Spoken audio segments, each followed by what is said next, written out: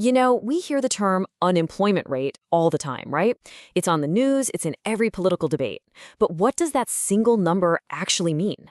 Well, it's one of the most important vital signs of an economy's health. And today, we're going to peel back the layers to see what it's really telling us. So let's start here. In April 2020, the official U.S. unemployment rate rocketed to this number, 14.8%. I mean, what a staggering figure. It was the absolute peak of joblessness during the pandemic, as millions of people found themselves out of work seemingly overnight. And yeah, this wasn't just some abstract big number. Economists called it the most sudden economic shock in over 70 years. It was a moment that really put the harsh reality of unemployment into sharp focus for absolutely everyone. So, okay, beyond that big, scary headline, what does this number truly measure? Who are we counting? And maybe even more importantly, who are we leaving out? That is exactly what we're here to figure out. All right, first up, the headline number itself. Before we can understand what it misses, we've got to know exactly how it's defined in the first place. Okay, so the official definition from the Bureau of Labor Statistics has three key parts. You have to check all three of these boxes to be counted. You must be jobless, you have to be available for work, and, this is the real kicker, you must have actively searched for a job in the last 4 weeks. If you miss even one of those, you are not officially considered unemployed. And this might actually surprise you. Nearly 40% of all adults in the U.S. aren't even in what's called the labor force. This group includes students, retirees, stay-at-home parents, and, this is crucial, people who've just given up looking for a job. So that unemployment rate we always hear about, it's only measuring what's happening inside that smaller, in the labor force group. So, here's exactly how they calculate it. It's not the number of unemployed people divided by the entire population. Nope. It's the number of unemployed divided by the labor force. That's the people who are either working or actively looking. It's a subtle distinction, but it is absolutely critical. And while 0.1% might sound tiny, like who cares, right? Well, it's anything but. When that rate shifts by just 0.1%, that represents about 160,000 people. Think about that. That's a powerful reminder of the very human scale behind these abstract numbers. Okay, so that's the official number. But, and this is a big but, it doesn't even come close to telling the whole story. Now we're going to look at who isn't being counted, the hidden story just beneath the surface. This is where we get into something called hidden unemployment. This includes two major groups the main number just totally misses. You've got the underemployed, think of an engineer with a PhD working as a cashier. And you've got discouraged workers. These are people who want a job, but they've given up looking. And because they aren't actively searching, poof, they've vanished from the official statistic. And when you dig into the data, you start to see these huge disparities. I mean, just look at the difference your education makes.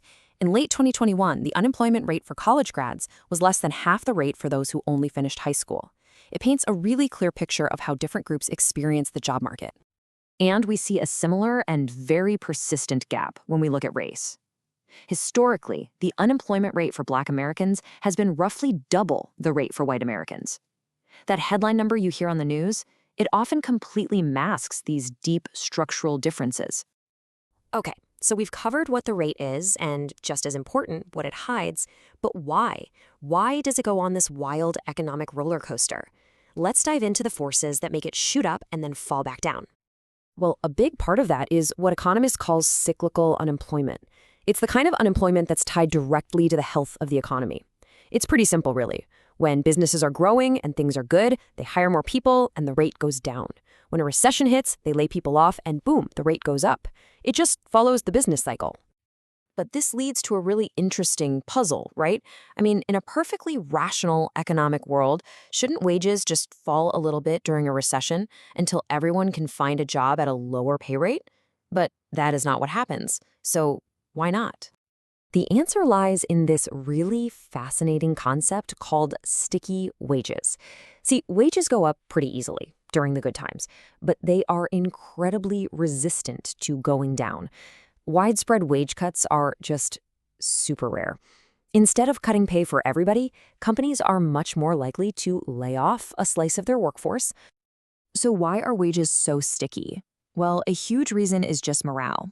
Employers know that if they cut pay across the board, their employees' motivation would just tank.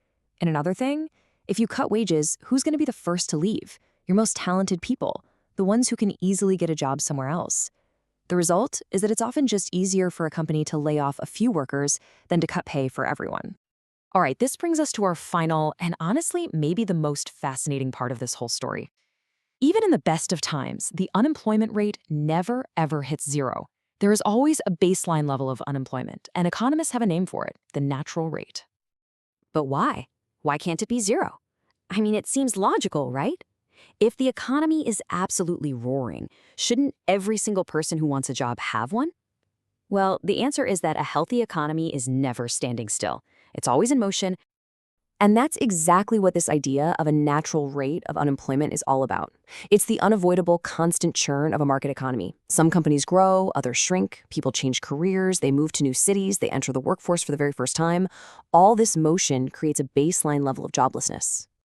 This natural rate is basically made of two things. First, you've got frictional unemployment. That's just people in between gigs, you know? It's a temporary and totally normal part of a healthy economy. Then you have structural unemployment, and this one's a bit more serious. This happens when there's a fundamental mismatch between the skills workers have and the jobs that are actually available, often because of new technology. And here's the kicker. This natural rate isn't set in stone. It changes over time. For example, it was higher back in the 70s when all the baby boomers were flooding the job market. Then it fell in the 90s and 2000s, partly because the internet made finding a job way more efficient. Right now, the estimate is hovering around 4.6%. So at the end of the day, that one little percentage we see on the news is a mashup of all these different layers. You've got the short-term economic shocks, the hidden story of people who aren't even counted, and that long-term natural churn of the economy. Understanding all of that helps us see the real human story behind the headline. Which leaves us with one big final question to think about. As technology like AI continues to totally reshape entire industries, the very idea of work is changing. So what will a job even mean in 20 years? And how will we even measure who's truly unemployed in the economy of tomorrow?